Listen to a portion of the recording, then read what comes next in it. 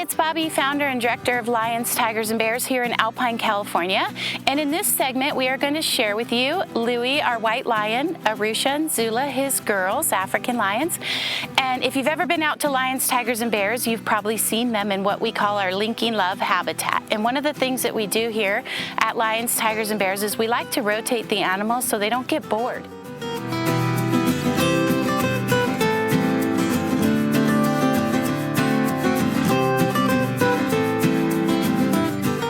Louie is our only animal that has a little bit of trouble in the transfer cage. He's not comfortable being moved around in a transfer cage. So he is due for a physical, so we decided that we could do two things at once and have the vet out and knock him down to do his physical and then move him up to our habitats where he won't have to go into a transfer cage and he can safely rotate from habitat to habitat. So we are going to show you how we do that.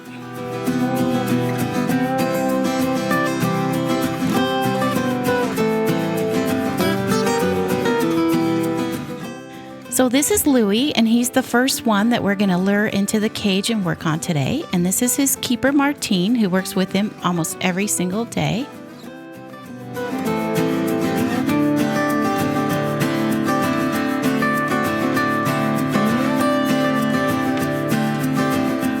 So here, Martine is twisting the handle to restrain him so that the vet can give him a shot and help him go to sleep. And then once we get him good in sleep, he'll be able to get a good physical and get some blood work, and a lot more humane than, having him spin around in the transfer cage and hurt himself. So we'll just get him to go to sleep.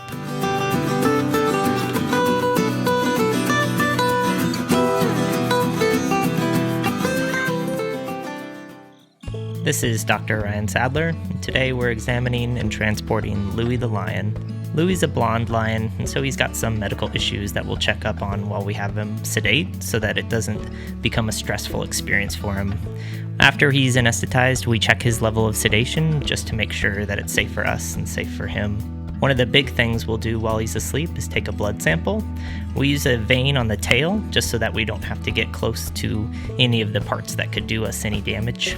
We'll use that blood sample to test values that look at how his kidneys are functioning and also how his liver is doing and all the other things that we'll monitor in a geriatric lion. We take those values and some of them we run on site and some of them we'll actually check in outside labs.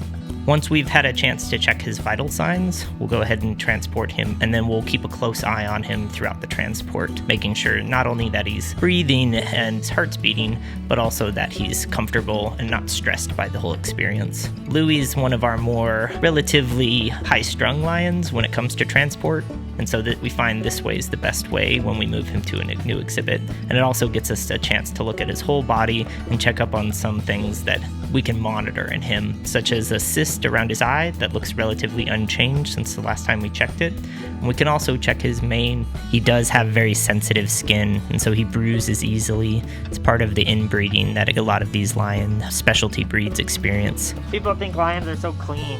They're not. Once we've accomplished all of our goals in terms of evaluating him and transporting him, we'll get him set up to be released into his new bedroom. One of the things we do is we'll reverse the anesthesia medication so that he can recover smoothly and not experience any side effects. So we let them wake up in a very small lockdown or bedroom. This way they have nothing they can jump on and they can't fall off and hurt themselves while they're still a little sleepy. And then we'll just slowly let him in a little bigger. So here's Zulu, and she's still now back in the bedroom. And what we'll try to do is coax her into the transfer cage. And of course, now that we've moved Louie, she knows something's up. So animals don't always cooperate. She knows exactly what we want, but she's going to think about it a bit. Here's Martine trying to see if she has any interest in food or any interest at all in coming over and get into the transfer cage for us. You can see she kind of wants the meat, but she's not enough to get in the cage right this moment. So we'll just keep trying and, slowly coax her into the cage, and then we'll get her moved up there with Louie. So when Louie wakes up, he's not without at least one of the girls when he starts to wake up. So Martine got her to come over to the transfer cage. She's going to have a drink of water before she thinks about getting in. And with animals, you've got to be, really patient. So these are older lions. They're, about 17, 18 years old, and they're retired entertainment animals. So they've, had a rough life of being transported around. This is Arusha. She's in the other cage, and we're going to go ahead and move her up with Louie, and we'll come back and get Zulu. So same thing, we just slowly transport him up there to the same habitat. We'll just let her directly into the habitat next to Louie.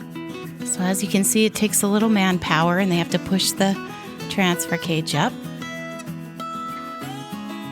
So here's Arusha after we've let her out, and she's over here meeting her new neighbor. And there's actually 2 fences here, so they're not, only sharing 1 fence. So after a long day and getting into a new habitat and getting to know their way around and meeting their neighbors, everybody's exhausted and taking a nap. Hope you're having a great day. We'll see you next time.